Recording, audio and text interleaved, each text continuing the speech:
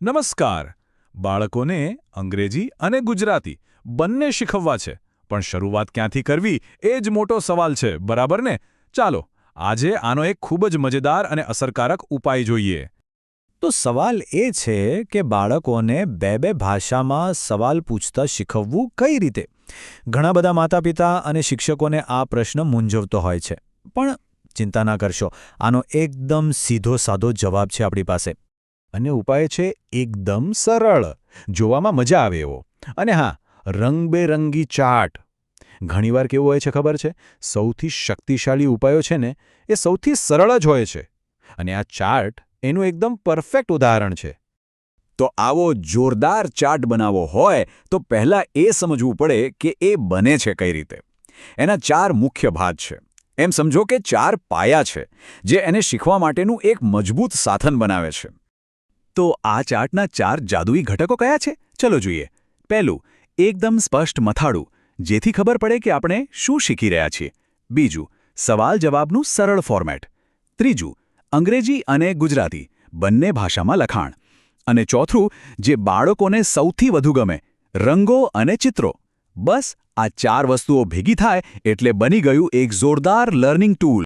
સરસ! તો હવે આપણને બ્લુપ્રિન્ટ તો સમજાઈ ગઈ છે.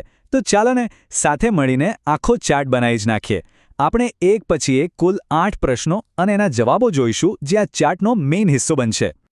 ચાલો, શરૂ કરીએ. પહેલો સવાલ છે, વોટ ઇઝ ધીસ? એટલે કે આ શું છે? અને એનો જવાબ, this is a pencil.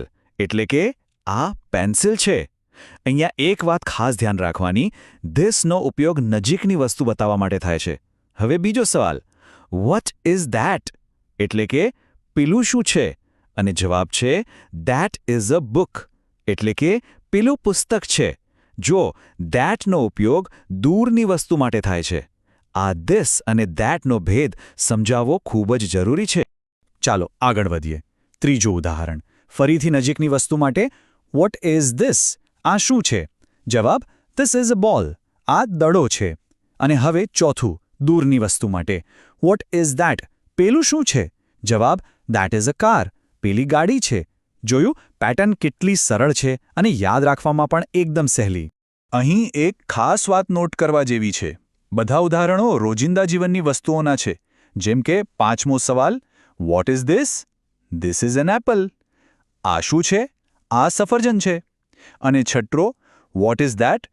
That is a tree. પેલું શું છે? પેલું ઝાડ છે.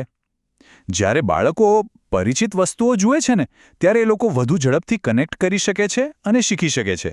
અને લો, આપણે આવી ગયા છેલ્લા 2 ઉદાહરણો પર. 7મું છે, what is this? This is a chair. આ શું છે? આ ખુરશી છે. અને 8મું અને છેલ્લું, what is that? That is a house. પેલું શું છે? પેલું ઘર છે. બસ થઈ ગયું, આપણા લર્નિંગ ટૂલનું આખું કન્ટેન્ટ તૈયાર છે. તો ચાર્ટ બનાવતા તો આપણે શીખી ગયા, પણ હવે એ સમજવું પણ એટલું જ જરૂરી છે કે આ પદ્ધતિ આટલી અસરકારક કેમ છે. આની પાછળ કોઈ રોકેટ સાયન્સ નથી, પણ કેટલાક સરળ અને શક્તિશાળી શૈક્ષણિક સિદ્ધાંતો ચોક્કસ છે.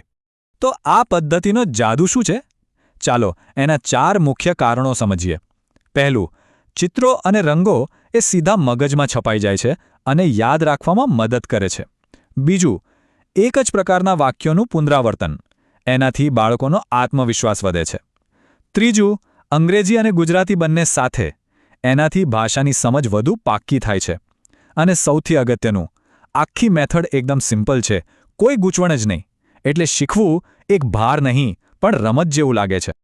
આ બધી વાત પરથી એક વસ્તુ તો એકદમ સ્પષ્ટ થાય છે. શીખવવા માટે કંઈ બહુ મોટા કે મોંઘા સાધનોની જરૂર નથી હોતી. ક્યારેક એક સાવ સાદું પણ ધ્યાનથી બનાવેલું ટૂલ જ શીખવાનો સૌથી મજબૂત પાયો નાખી શકે છે. તો આજની આ ચર્ચા પછી એક વિચારવા જેવો પ્રશ્ન એ છે કે આ જ સરળ અને મજેદાર પદ્ધતિનો ઉપયોગ કરીને વેર એટલે કે ક્યાં અથવા હુ એટલે કે કોણ જેવા બીજા પ્રશ્નો કેવી રીતે શીખવી શકાય? આના પણ જરૂરથી વિચાર કરજો, કારણ કે શીખવાની અને શીખવવાની મજા જ કંઈક અલગ છે.